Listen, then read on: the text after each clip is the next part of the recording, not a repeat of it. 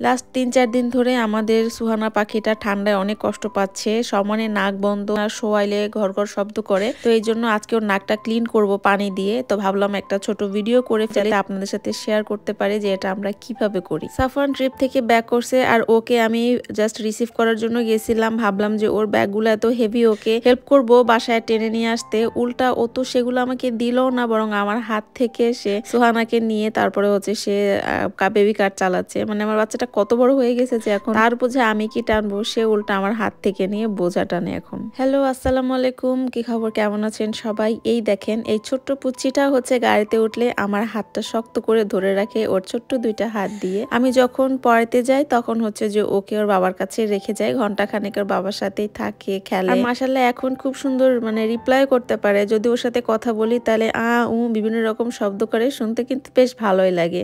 আর আজকে গাছের পাতাগুলো সব হলুদ, দেখতে খুবই সুন্দর লাগতেছিল। বাই দ্য ওয়ে, আমি যে শালটা পরছি এটা আমি নতুন কিনছি ফ্যাশনেবল ফ্যাশন নামের একটা পেজ থেকে। ডিটেলস আপনাদেরকে আমি পরে দেখাবো না, শালটা খুবই সুন্দর। আর আজকে ক্লাস শেষে তারপরে হচ্ছে যে আমি যখন ব্যাক করছিলাম তখন একটা সুন্দর জিনিস দেখলাম, ভাবলাম সেটা আপনাদের সাথে একটু শেয়ার করি। এখানে একজন জাস্ট স্ট্রিটের পাশে একটা ছোট বেঞ্চ নিয়ে সে হচ্ছে কিছু ফলের ঝুড়িতে ফল বিক্রি করতেছিল। তো ওনাকে প্রায় এখানে আমি দেখি। মেইন একটা সুপার শপের সামনে উনি কিছু দূরে নিজের হোমমেড ফুড, তারপরে কিছু ফল টল এগুলো বিক্রি করে। অনেক সময় এরকম হয় যে ধরেন কেউ কারণ নিজের গার্ডেনের জিনিস কিন্তু এভাবে বিক্রি করে। দামের যে খুব বেশি হেরফের হয় তা না, দাম দেখা যায় যে অলমোস্ট একই রকমই থাকে। তারপর কিন্তু সবাই ওনার কাছ থেকে টুকিটাকি কেনাকাটা করে। যেই ওনাকে পাস করে আমি দেখলাম যে সে এখানে একটু দাঁড়াচ্ছে, ওনার কাছ থেকে একটা দুইটা ফল নিচ্ছে। সবাই আসলে ওনাকে হেল্প করার চেষ্টা করছে, কারণ এখানে এই ঠান্ডা বাতাসের ভেতর উনি দাঁড়ায় দাঁড়ায় এগুলো বিক্রি করার চেষ্টা করছে। তো যেই ওনাকে পাস করছে সেই হচ্ছে ওনার কাছ থেকে কিছু না কিছু কিনে নিয়ে যাচ্ছে। ইনফ্যাক্ট আমরাও ওনার কাছ থেকে টুকিটাকি ফল, তারপর টমেটো, কমলা এগুলো সবই একটু একটু করে নিয়েছিলাম। তো আমি এটা এই জন্য বলতেছি জিনিসটা যে আমাদের যখন বাংলাদেশে আমরা দেখি যে আমাদের ইভেন পরিচিত কোনো আত্মীয় স্বজনও একটু বিজনেস করার জন্য চেষ্টা করছে, প্রথম অবস্থায় কিন্তু তাকে একটু হেল্প করা লাগে সবাই মিলে। আমরা কিন্তু এই কাজটা একদমই করতে চাই না, বরং আমরা কেউ যদি একটা বিজনেস করতে চায়, কোনো কিছু একটা দাঁড় করাতে চায়, তার কাছ থেকে না কিনে আমরা অন্য জায়গায় দিয়ে কিনবো, কিন্তু তাকে হেল্প করব না।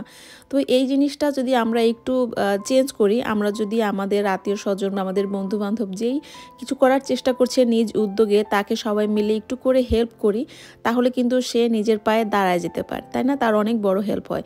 এই দেখেন সবাই এখানে কিন্তু মানে লাইন দিয়ে ওনার কাছ থেকে টুকটাক করে কিনছে, আমার দেখে খুবই ভালো লাগছে। হয়তোবা আমি বলবো যে আমরা অনেক লাকি যে আমরা যত জাপানিজ বন্ধু বান্ধব বা যার সাথে পরিচিত হয়েছে না কেন, সবাই আসলে অনেক কাইন্ডনেস দেখাইছে আমাদের সাথে। সবাই হচ্ছে আমাদের সাথে খুবই আন্তরিকতা বা ভালো ব্যবহার আমাদের সাথে করছে দেখে আমরাও কিন্তু চেষ্টা করি সবার সাথে একটু আন্তরিকতা দেখাইতে। আপনাকে চেনে না জানে না সেই মানুষটা হচ্ছে আপনাকে হেল্প করার জন্য আগায় আসে। এই যেমন এই দোকানে আমি হচ্ছে কাজ করতাম, আমি একটা পার্ট টাইম করতাম। তো ওদেরকে বাবু হওয়ার পরে জাস্ট ওদের সাথে একটু দেখা করতে গেছিলাম। ওরা জিজ্ঞাসা করতেছিল যে বাবু কবে হয়েছে বা কই বাবুকে নিয়ে আস। সবাই এসে বাবুকে দেখছিল আর অনেক আদর করছিল, বলছিল যে খুবই কিউট একটা বাবু তোমার হয়েছে, মাশাআল্লাহ। আবার আমাকে বলছিল যে কবে তুমি জয়েন করবা, তোমাকে আমরা অনেক মিস করি, চলে আসো আবার জয়েন করো। আমার জাপানি ফ্লুয়েন্সি অত তো ভালো না, একজন নেটিভ জাপানিজ স্পিকার যেভাবে কথা বলে আমি তো আর সেভাবে বলতে পারি না, আমার অনেক ল্যাকিংস আছে। কিন্তু তারপরও যখন ওদের সাথে কাজ করতাম ওরা আমাকে ধরে ধরে প্রত্যেকটা জিনিস শিখাই দিত।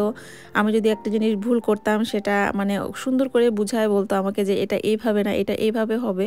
তো সত্যি কথা বলতে আমি যত জাপানিদের সাথে মিশছি বা আমার যত এনকাউন্টার হয়েছে, আমি কখনো খুব একটা ব্যাড এক্সপিরিয়েন্স আমার হয় নাই। দু একটা ঘটনা বাদে আমি ম্যাক্সিমাম মানুষকেই দেখছি যে খুবই আন্তরিকতার সাথে আমার সাথে ব্যবহার করছে। আমরা সবসময় কিন্তু খালি উন্নত বিশ্বের কথা বলি, উন্নত বিশ্ব অনেক ভালো, অনেক আগায় আছে, এই সে ওই দেশে যে থাকবো, বিদেশে চলে যাব, কিন্তু ওই দেশের মানুষগুলা যে একজন আরেকজনের প্রতি কতটা শ্রদ্ধাশীল বা হেল্পফুল হয়, কখনো কেউ কাউকে ঠকায় না বা কে কাকে ঠকে উপরের দিকে উঠবে, কে কাকে ঠকে নিচের দিকে মানে নামাবে, এগুলোর ভিতরে নাই।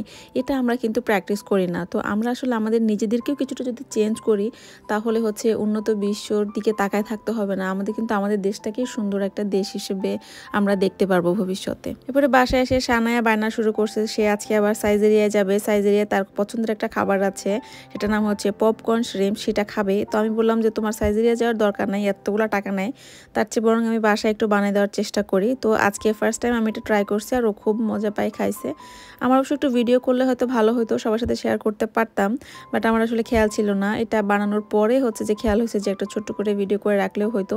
এটা হচ্ছে জাস্ট চিংড়ি মাছ দিয়ে একটু সয়া সস দিয়ে আর একটু ভিনেগার দিয়ে মাখায় রেখে তারপর একটা কোটিং দিয়ে ভেজে নিছি জাস্ট। এই আমাদের সুহানা পাখির সেই ঠান্ডা লাগছে, কারণে হচ্ছে তার নাকটা যেহেতু বন্ধ থাকে, সে মোটে শুয়ে থাকতেই চায় না ইদানিং শরীর খারাপের জন্য। খালি সে কোলে উঠে বসে থাকবে, কোনো কাজ টাজ কিচ্ছু করতে দেবে না। তো আজকে হচ্ছে ওর বাবাকে বললাম যে আমি ওকে ধরি, তুমি হচ্ছে ওর নাকটা একটু ক্লিন করে দাও পানি দিয়ে। অপারেশন নাক পরিষ্কার এভাবে তো বুঝতেছে না কি হতে যাচ্ছে, কি হতে যাচ্ছে। ওর হাত ধরে নি ভালো করে, না হলে আবার এই যে পানি ভরলাম, পানি ভরে প্রথমে হচ্ছে ক্যাপ আটকে দিলাম, তারপরে এই যে পাইপটা আছে, পাইপটা ঢুকানোর একটা জায়গা আছে।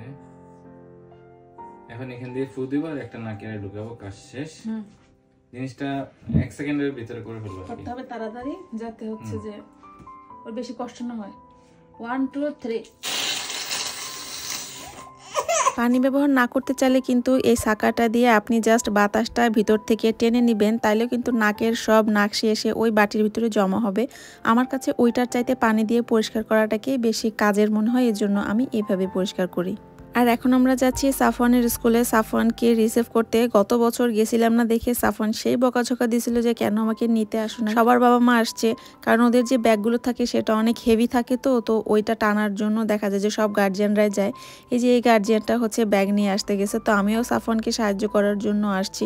কি তাকে সাহায্য করব? এখন আর সাফওয়ান বলছে যে তাকে সাহায্য করার দরকার নাই, তার হচ্ছে কোনো কিছু নিতে হবে না, বরং উল্টো আমি যে সুহানাকে নিয়ে যাচ্ছিলাম আমার হাত থেকে সুহানাকে নিয়ে এসে ওই ট্রলি ঠেলে ঠেলে বাসার দিকে নিয়ে যাবে। আমি তার বোঝা নিতে কি আসলাম, সে বরং আমার বোঝা আমার হাত থেকে নিয়ে তারপরে আমাকে হচ্ছে ফ্রি করে দিল। বাচ্চারা যখন চোখের সামনে একটু একটু করে এভাবে বড় হয়, এভাবে একটু একটু করে রেসপন্সিবল হয়, দেখতে কতটা ভালো লাগে, তাই না? সব বাচ্চাগুলো খুবই মজা করে আসছে, সবাই এখানে অনেক হই হুল্লোড় করতেছিল। ওদের চমৎকার হচ্ছে যে একটা ট্রিপ কাটছে। তারপরে সবাই মিলে গার্জিয়ানরা আর কি বাচ্চাদেরকে একটু দাঁড় করালো যে তারাও সবাই মিলে একটু ছবি টবি তুলি।